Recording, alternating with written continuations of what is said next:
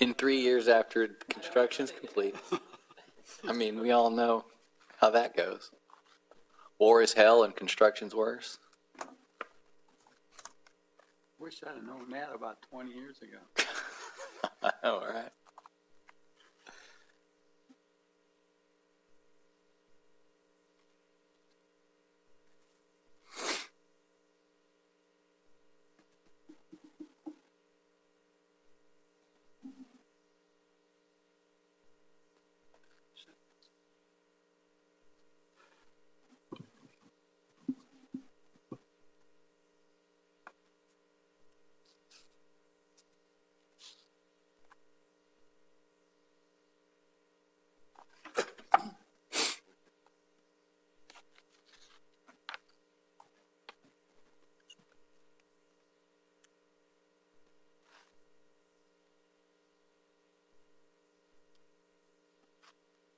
Okay, it's 7 o'clock.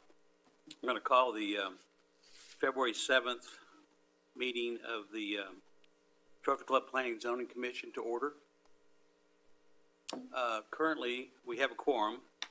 We have 3 absent commissioners, Poole, Kesterson, and Branham. Okay, time for public hearings or citizens' presentations. Anyone sign up to do that? Okay, I'm going to read it anyway, okay? This is an opportunity for citizens to address the board on any matter. The board is not permitted to discuss or take action on any presentations made to the board. Presentations are limited to matters over which the board has authority.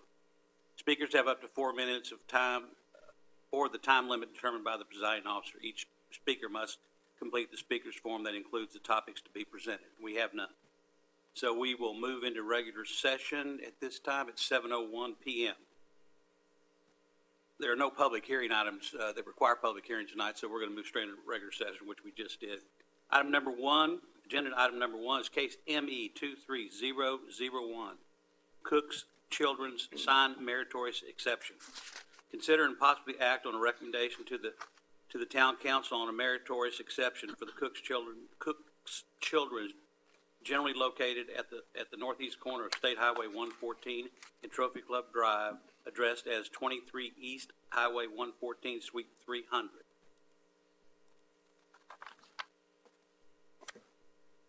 All right, good evening, Commissioners. Staff report. So we've had multiple of these here at the Town Center, PD 30. Yes, you're correct on it is for Cook's Children's. We actually just CO'd them this past week. So the PD 30 states for all the signs there to be 2.5 feet in height and 40 feet in width. That's 100 square feet.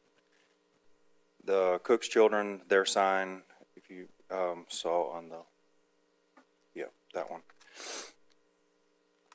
In the packet, it shows 6 foot 3 inches by 12 foot 7 inches, which is just a little over 79 square feet total.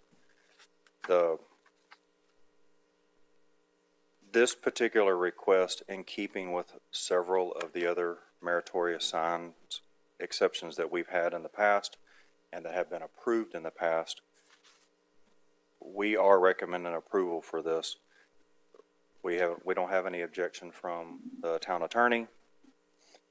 I was going to give y'all just a quick kind of a side note, but the storefront on this particular building, we've got 1,378 square feet total. So it's just a little over 25 feet tall, and the actual store frontage itself is over 56 feet wide. So you do length times width and you get 1,300 square feet. If you just go off of our ordinance, which would allow 100 square feet, that would be about 7% of that entire area. And their request of 79 square feet would be about just almost 6% of the store frontage. So just kind of put it in perspective of what the percentage is compared to the size of the structure. So the applicant is not here. They are out of town today, but if y'all have any questions, I'd be happy to answer them. I got one. Do you know which part of that sign is actually their logo? Is it the triangles, or is it the triangles and the, what's the word, Cook's Children underneath it? Or, This particular logo is a new brand. One of the head honchos called because I had some questions on, the new look. And it's over it's in the packet. It's 60 or 77, 78 stores across the Yeah. board. They're all revamping. This is just their new logo. So, I was just wondering which part of that's the logo? well, Or is it the whole top two lines? the under part that says Right, pediatrics that's could not- change depending on where, Right. but the actual Cook's So it Children, is the two that's the lines, logo. it's not just the Yeah, those mountains. or three little whatever those mountain are. things. Yeah. Yeah. Just curious. Yeah. Anybody else have comment or questions? Staff? I would move that we approve the meritorious exception for Cook's Children's sign. Second the motion. We have a motion and a second. Any other discussion or questions? Call for the vote. All in favor? Vote unanimous. Okay, moving on to agenda item number 2. Case ME 23002, Mother's Day Festival Banners Meritorious Exception. Consider and possibly act on a recommendation of the Town Council on a meritorious exception for special purpose signs for Mother's Day Art and Garden Festival to be located at the Trophy Club Town Center, PD 30. Staff report. Okay, a little over a month ago, we received an application for special event. It's May 12th through 14th this coming year. And it is the Trophy Club Women's Club. It's their Mother's Day Art and Garden Festival. This will be their 3rd annual one. When we received it, there was a request for multiple banners, different locations, and so we talked to the applicant, Ms. Terrell Flynn. She is here this evening. And we requested her to submit a meritorious exception for these additional banners, because it's something that staff, we can't approve of that. If you look at the ordinance, it just states 1. So 1 banner not to exceed 50 square feet. And it does specifically say at that site. So the applicant's requesting 8 banners in multiple locations near the festival and throughout town. They're 4x7, so 28 square feet. Again, the town attorney has reviewed this request and is actually reviewing it today, so I don't have anything for him. As a public partner supporting Trophy Club Women's Club efforts and beneficiaries, the staff does recommend approval of this request. Ms. Flynn and I are both here to answer any questions that you may have. This application and this meritorious exception will go in hand with item 3 that y'all have seen on there to discuss as well. So Ms. Flynn did bring what you see there, that is what the banner will look like, or similar to. Again, we're both here for questions. I just have kind of a process question for you, Matt. There's obviously, in my opinion, there's no reasonable objection to this, even if you tried to come up with one, even if there was twice as many signs or whatever, right? And I know part of what we're going to talk about in the next item will have to do with some of this, but I'm more just curious, when there have been events similar to this in the past, when you'll see signs for whatever it is kind of sprinkled around town, and Ms. Flynn noted in here that none of these are on private property, which answers half my question. Have you guys ever either gotten pushback from people that said, why'd this sign show up on my corner, my yard, or my property? Or have y'all ever required anybody to get permission if it's either commercial or non-commercial? I'm just curious how y'all handle that, or is it just kind of a, hey, it's who would really have a problem, let's just let it ride? I'm just curious if it's ever come up. It falls under code enforcement. So if you if you had a sign that just popped up in your yard, you had no idea what it's about, what it is, if they call us, then our first response is, did you get permission, or did somebody ask for permission for that? And then we just ask them that they can remove it. So it falls a little bit into that code. Yeah, so it's just pretty much like we handle most things of this level of That's correct. significance to, in air quotes, right? Which is, we would, if someone had a question, we would say, hey, obtain permission or whatever. And then But obviously, 99.9% of people are friendly to the idea, pretty much no matter what it is. I was just curious from a process standpoint. And then you've got town events, so like our 4th of July, we would put things on our property. Sure, for yeah. Whatever. This just, yes, it's nonprofit, but it's not a town, event. So it fell really into that category. And like I told Ms. Flynn, and I think and I have told a few of y'all, it's kind of that guinea pig for me to bring to you and say, okay, is there something that we can do down the road? Because we know we typically have 1 or 2 events similar to this a year, could possibly have 3 or 4.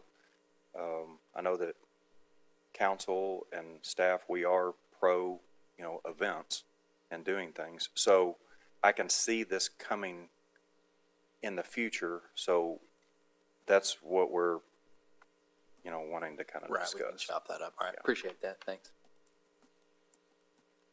Yes. A question, when would the signs go up and when would they come down? Right now, ordinance is 14 days before, and then it needs to be picked up the day after. Ms.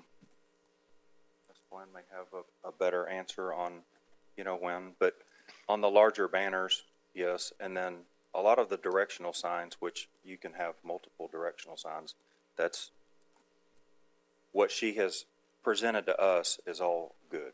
It's really, the main focus on this is just for the specific banners. And yes, those go up for advertising earlier on, so. But currently, it stands at 14 days, 2 weeks. Thanks. So as I understand it, the banners cannot be between trees. They can be on a building, or they can be between 2 temporary poles. Yes, sir. Now, on the one banner, let's go to 8 banners.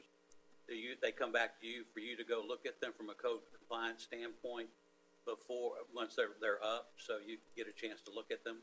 Yeah, so what we would do, and actually, we actually started this with Ms. Flynn, is typically you just have the one banner, so it's going to go somewhere there on site. So on this one, I said, well, give me as much information as possible. So we actually kind of formulated a small site plan, and we'd like to have it here at this intersection, we'd like to have it here. And so once staff approved that site plan and looked at it, then once those banners are up at that 14-day point, we would just request them to call us and just have code enforcement drive. On our end, it's really just going to be, we're looking at the safety aspect. So we've got a vision clip, Right. 25 feet, in that triangle to where somebody's turning in, it's just not blocking a view. So that's what we would be looking for. And, if we needed it to be moved back a few feet, then that's what we would request. So, but we would start off with a site plan initially to have that presented to us, because then that gets us a good idea on how many and where they're going to be. And the questions could come up, is this private property or not? So, is this town property? Is this right of way? So that gives us the opportunity to look at that and then ask questions to find out, where these are going to go. Matt, are you inferring that whatever we do here is going to have an impact on changing the special purpose sign ordinance? Well, Or no? we're on item 2. Item 3 would be to discuss, I'm requesting as much information as possible, put that together so that when I take this to council, then this is what the commissioners, the zoning commissioners, this was their questions that they brought up, concerns, whatever it may be, get the same from them, and then possibly down the road come to them with an amendment. Okay, and, I'm just wondering what precedent we're setting. You know, I read this special purpose sign thing, and, yeah, it's different. And I start thinking about, election season, what's gonna happen? Are we going to get The sign banners? ordinance has a different, Banners a all different, over a the completely place? different section for political signage. Yeah, Yep. it'll fall under a whole nother, and it's probably 6 times this long. So anything political would not, be applicable under this section. This is very specific to a special event. And that's it. Yes, sir. And it gives us the, I could just see this place. it gives us the control of, this is not a special event, this is a special event. This is, it's so. I think what they're looking for down the road, what you're looking for, requests like this, as the activities continue to grow and to spotlight the city and, you know, town center and everything else, you're looking for more flexibility that, where you don't have to come back to us for 3 signs. Possibly staff You know, approval. or Yes, sir. 8, or Yep. we have 1 now, so it'll allow the staff to have more flexibility along certain guidelines in an amended Yes, sir. ordinance, is really what, Specific to, if we approve this, we aren't setting any standards or anything. correct. Yeah, we're just specifically, to Paul's point, is just that one particular section, 3.09. Just that one. Okay, any other questions for staff or applicants? None here. None? Okay.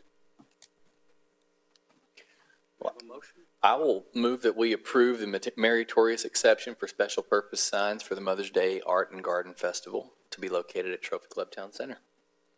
Second. We have a motion and a second. Any other discussion or questions? Call for the vote. All in favor? The vote is unanimous.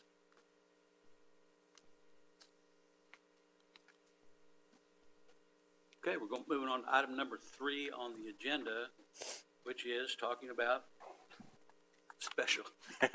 Talking about what we're talking about. Talking about what we're talking about. Continue to talk about what we're talking about. We've already said a few things, haven't we?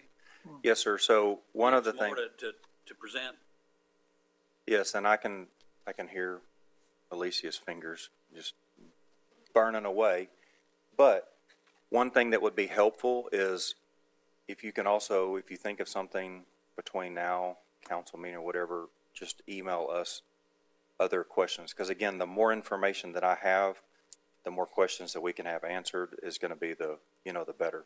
Because that allows staff to be able to bring a nice amendment to this particular ordinance that we feel like, everybody's in favor of. So, But we've identified what you're up against. yes, Basically, we're just trying to Yeah. give you more flexibility in the current. that's right. ordinance. Now, how does the kiosks at the 3 entrances, and maybe I'm missing one, but how do they come into play on these events? I would think that at least for entrances, that's where the quote signage would be. It would be a post on those kiosks. Terrell? Yeah, you come up. Yeah, the message board, yeah, I'm sorry. We'll have that on there as well. These will be actually, our hope is to have them on primarily 114 on the incoming lanes into Trophy Club to raise awareness that the event is here. Some of the feedback that we received in the last 2 years is people didn't know where it was. Even Trophy Club residents, when you said Town Center, They go, they went to Town Hall and they said, well, I couldn't find the festival, so I didn't go. So one of the things that we're really trying hard this year is to promote Town Center. And so if we have a sign, not on the outgoing lanes, we don't want to cover the place, but on the incoming lanes on Trophy Lake, Trophy Club, and Trophy Wood. now this is a curiosity question. What other pieces of marketing are you doing to drive interest for the festival? Yeah, that's right. We don't have a lot of it out yet because it's just a tad early, but we'll be working a lot with social media, primarily social media, some of the local magazines. We've got flyers in some of the local businesses. Right now, we're getting sponsors to help promote the event.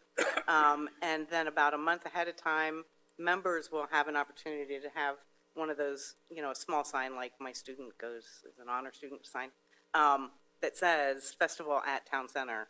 And we've been working pretty closely with Beck, and we're going to have different signs that say Festival here at Town Center. But one of the things that we're also doing is involving the tenants within Town Center, and we're going to do I don't know what we're going to call it, a tour of Town Center kind of thing, where attendees would get a little card with all of the businesses, and they have to go into the business and get something, some dental floss from the dentist, or Bevan's going to give away pens or mugs, and some of the different places will give out either a discounted something or a dog bone from the pet bar, but it's going to require the folks to actually go into the different stores, in addition to seeing all of the artwork and flowers and that kind of thing. So we're hoping that'll encourage the tenants to participate as well. Yeah. All right, I'm gonna bring, this is goofy, but I've seen these advertisements on school buses. Yeah, I'm not sure we're quite ready. You're not ready for that? No, okay. But yeah, we'll take ideas as we can get them, because we do want to build attendance. Last year we had the PD estimated between 2,700 and 3,000. So we want to boost that Yeah, and let people know where it is. thank you. There's a lot more at PD 30 this year than there was last year. Yes, yeah, and less construction. Any other questions, comments? Matt, do you have any staff material for item 3? Since we've moved on to item 3, or are we just open discussion at this point? Yeah, it's just going to be open discussion. Okay. I mean, we're obviously taking notes and then. Yeah. Like Michael said, I mean, it seems to me like, the number one goal is to try and provide staff with necessary level of autonomy to handle these without necessarily having to go through this process unless it's an extreme outlier. Right. I totally support that. I think that's a smart thing to do. So whatever you guys are able to do in terms of setting some parameters to make that reasonable, then obviously, we'll be receptive to that, I'm sure. The things I'm thinking of is like, I guess, obviously, the ordinance already has, size considerations. The other thing I'm thinking of, because we're talking about something like what Ms. Flynn did for the thing we just approved, is some way to manage the frequency of signs. I'm just thinking about what are you going to hear from people about, or what are people going to complain about, or, or, oh, my neighborhood's inundated with signs or whatever. So anything in the new ordinance related to density would make some sense, but there may also be considerations you want to take towards major thoroughfares versus, neighborhood streets. Right. There may be different. You may say on a major thoroughfare, you may want to have 2 or 3 right on the corner of Trophy Club and Bobcat, for example, all real close to each other. Right. But you don't want to have 2 or 3 on a corner of, Inverness and Forest Hill. Yeah, If those even intersect. I think that would be difficult to do. Just Yeah, so I don't know what levers you have to pull in an ordinance to make it decently written, because we don't want to get too complicated, but there's just some things that I was thinking of.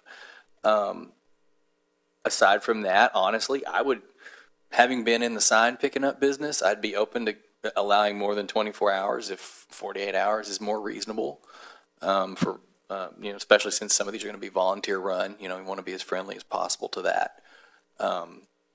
But, aside from that, I think our general definitions and stipulations about how big a sign can be and the whole thing about needing to attach it to a structure or poles is reasonable. I don't really feel like there's any need to go under the hood on that aspect of it. So, yeah, those were my only notes were thinking about density / frequency and obviously staff autonomy We want to be welcoming, from my perspective, we want to be welcoming to this kind of event and promotional activities.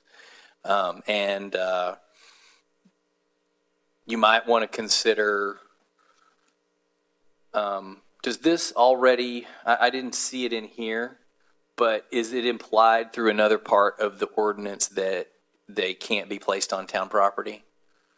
Or is it open, is it a possibility that they can be placed on town property?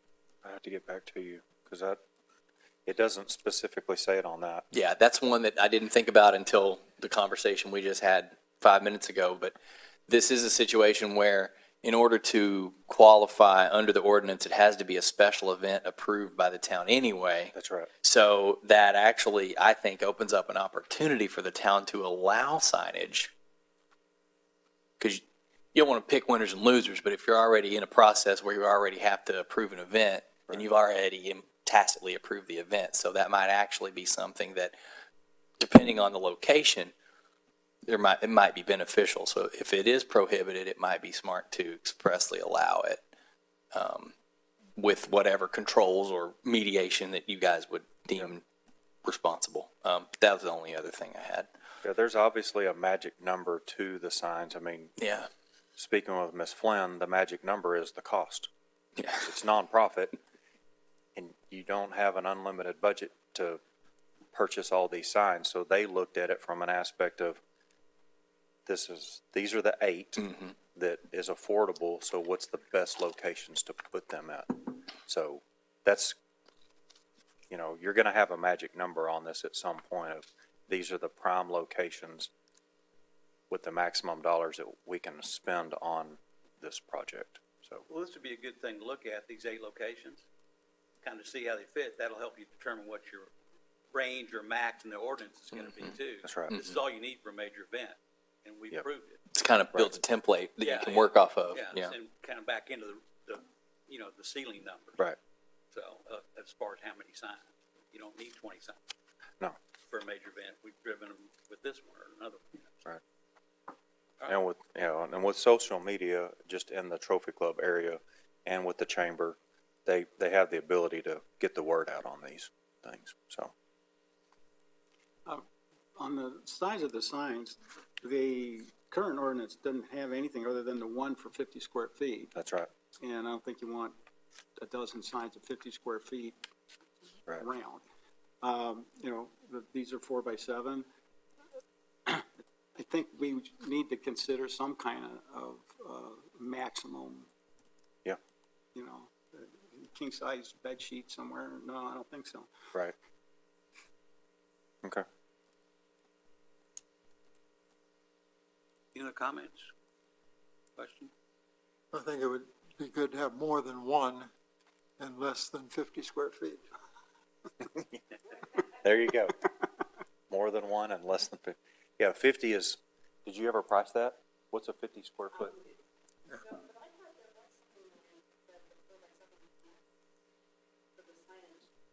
Well, that's in a different, it's in a different portion, but specifically for special event, it's one banner, no more than 50 square feet. So.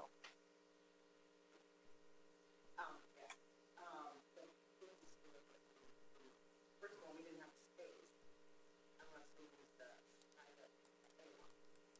They're actually looking at it, but we don't have to. Yeah, it'd be pretty challenging to avoid vision triangle if you were talking about a freestanding sign anyway. So that brings up a good point.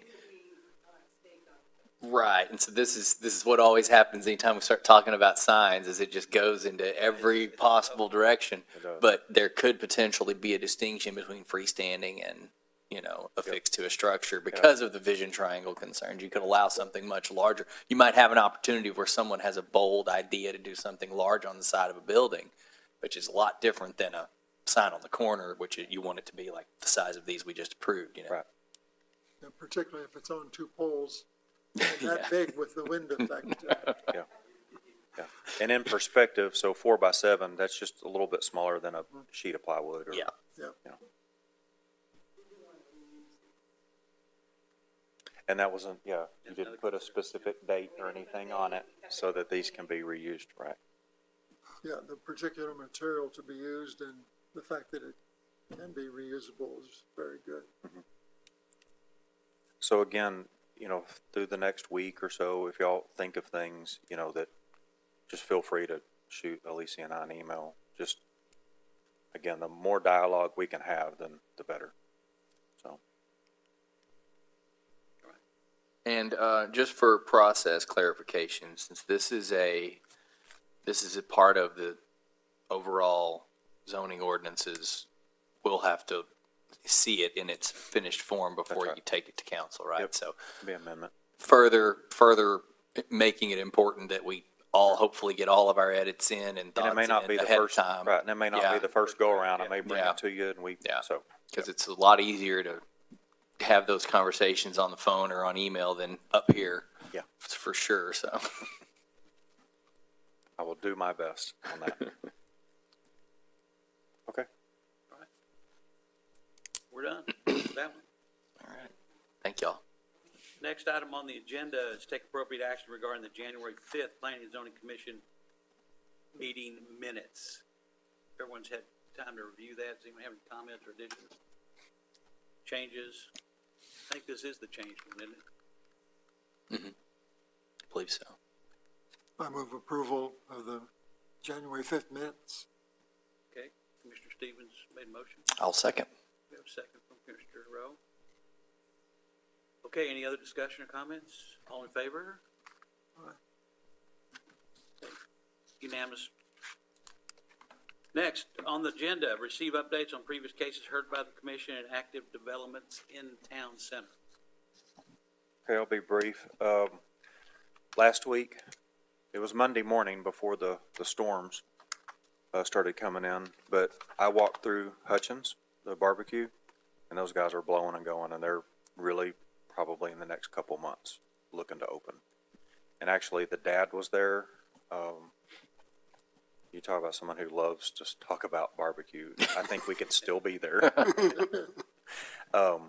And just as open and honest, I mean, he started saying, well, this is the rub that I use, so you ought to try this on your next brisket. And, so he was Trade great. secrets.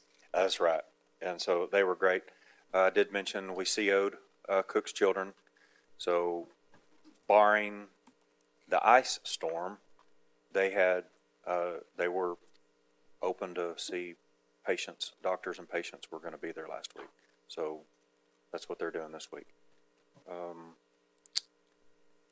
I did mention, I think before the meeting, we have the final plats that were approved, the 7H and 8H.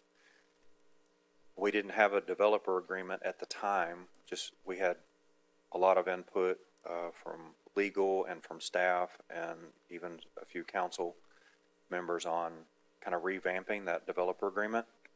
And so I'm taking that to council next week. So we'll have 2 developer agreements going. The SUP that y'all passed back a while back for Rosati's, the pizza place, it's also going to council as well next week. And that's all that, well, that's not true. 4H, they dropped off the application today, so today's the deadline for the next P&Z. So y'all will see that final plat for 4H coming next P&Z meeting. And which location was that one? That is, I'm looking at my map in my head. It's that top northern section. All the way up past the dog park? Or No, more that'd be west? west. Off of the cul-de-sac? Yes, I don't Kinda know the street. curves off to the I'm left. sorry. Yeah. Help me out. Balmain Court, maybe? Yes, I think it's Balmain Court, maybe? I guess that's the one. Yeah. It's been a minute since I looked at those. So it's just one of the northern ones. Okay. Yeah.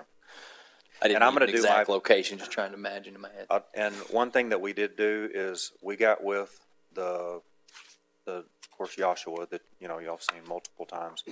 I specifically made a phone call to their engineer and said, you've seen all the comments from P&Z and council for the last year.